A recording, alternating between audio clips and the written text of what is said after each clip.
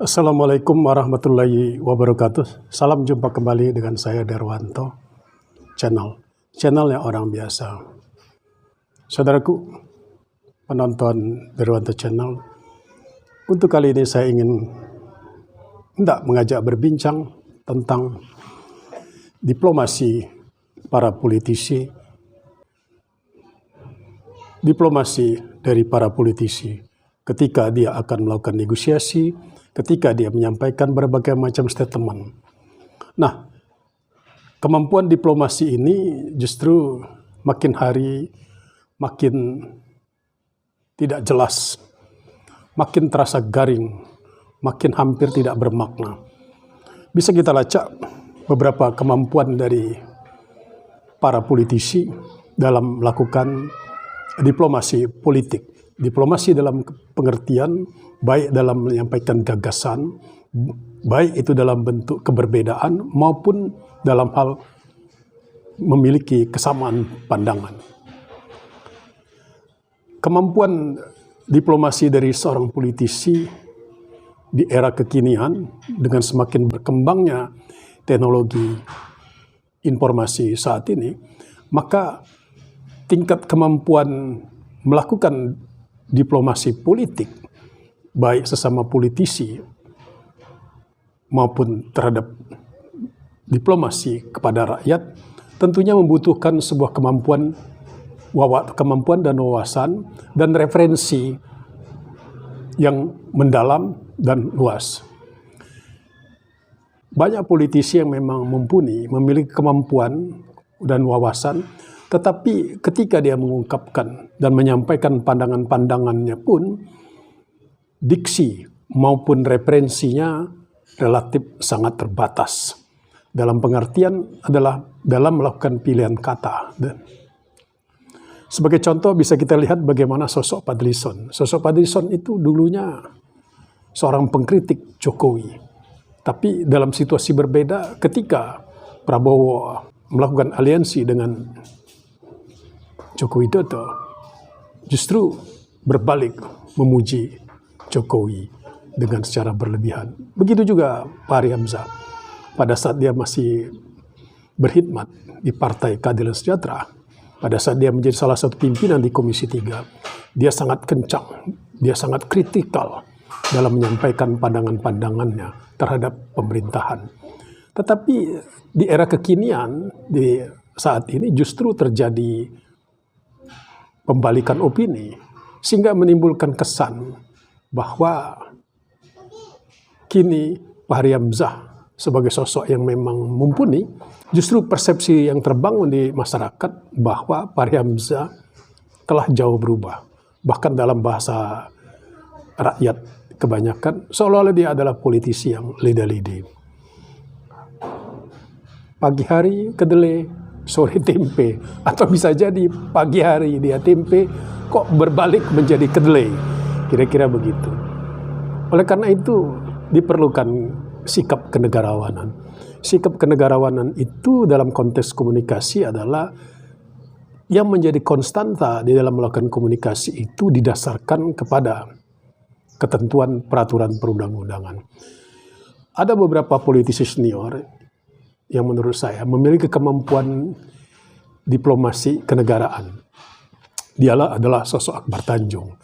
Bisa kita lihat bagaimana beliau ketika menghadapi situasi yang rumit dan katakanlah pada saat terjadi isu yang semakin eskalatif, tetapi beliau mampu menempatkan diri, mampu menyampaikan komunikasi kenegaraan dengan selalu mengutip ketentuan peraturan perundang-undangan.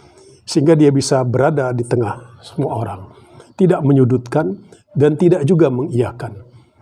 Itu yang dilakukan oleh sosok Akbar Tanjung. Sehingga hampir tidak ada orang merasa tersakiti atau merasa terpojokkan dengan pandangan politiknya. Dan ini menuntut pengalaman dan menuntut juga kesadaran dan menuntut kemampuan untuk mengelola konflik dan menciptakan keseimbangan di antara keberbedaan. Politisi senior lainnya adalah Susilo Bambang Yudhoyono. kita tahu bahwa ketika ada orang menyampaikan pandangan berbeda, salah satu diantaranya sosok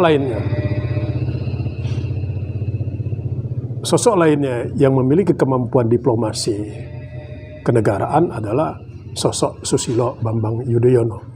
Sebagaimana kita lihat bahwa seringkali Susilo Bambang Yudhoyono ketika menghadapi perbedaan, ketika dia ingin menyampaikan pandangan yang berbeda, ataupun ketika dia ingin merespon sebuah usulan, sebuah pandangan yang berbeda, maka dia akan selalu didahului untuk membantah itu semua dengan mengucapkan, usulan sudah kami pikirkan, sudah kami renungkan, dan sudah menjadi bagian dari strategi, sudah menjadi bagian dari perencanaan kebijakan. Kemudian pada saat yang sama dia mampu membalik kalimat itu dengan mengatakan, akan tetapi untuk saat ini kami akan melakukan A, B, C, D. Dan itulah maka kemampuan diplomasi itu memang menuntut luasnya wawasan dan jam terbang atau mungkin pengalaman dalam dunia politik. Kemudian masih ada lagi misalnya seperti sosok politisi senior lainnya, misalnya seperti sosok almarhum Sutarjo Suryo Guritno. Sutarjo Suryo Guritno selalu ketika menghadapi lawan politik ataupun menghadapi keberbedaan, dia mampu membangun komunikasi dengan didahului kalimat-kalimat yang menyejukkan. Meskipun ada perbedaan, dia tidak menunjukkan keberbedaan itu. Dan itu adalah menjadi ciri para politisi. Demikian juga kalau kita lihat dalam sejarah seperti sosok Agus Salim misalnya, dia sering dalam sejarah melakukan diplomasi ketika dia dikritik, dia bisa memilih sebuah kalimat-kalimat metaphors. Nah, itulah yang dibutuhkan keterampilan dan wawasan di dalam melakukan komunikasi. Oleh karena itu, politisi mau tidak mau ya harus lebih banyak membaca. Membaca dalam pengertian, membaca budaya, membaca perilaku, dan membaca harapan dan keinginan bagi seluruh masyarakat. Boleh jadi politisi itu adalah seorang yang cerdas, seorang yang memiliki latar belakang akademik. Tetapi yang menjadi persoalan, seseorang yang memang memiliki latar belakang akademik, di dalam menyampaikan pandangan politiknya selalu berada dalam konstruk akademik yang memang pasti akan berbeda, dan keberbedaannya selalu dia mendapatkan pergasan, dan itulah yang menggejala dalam konteks diplomasi politik kekinian, sehingga seolah-olah ingin terlihat sebagai seorang yang sangat akademik.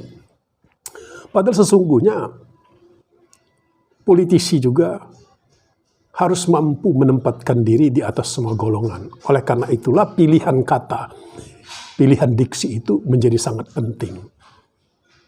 Demikianlah pandangan saya tentang kemampuan diplomasi dalam perspektif orang biasa, melihat kemampuan dan gaya diplomasi politik para politisi kekinian. Sampai jumpa kembali dalam kesempatan yang lain. Jangan lupa subscribe dan share. Billahi taufiq wal hidayah. Wassalamualaikum warahmatullahi wabarakatuh.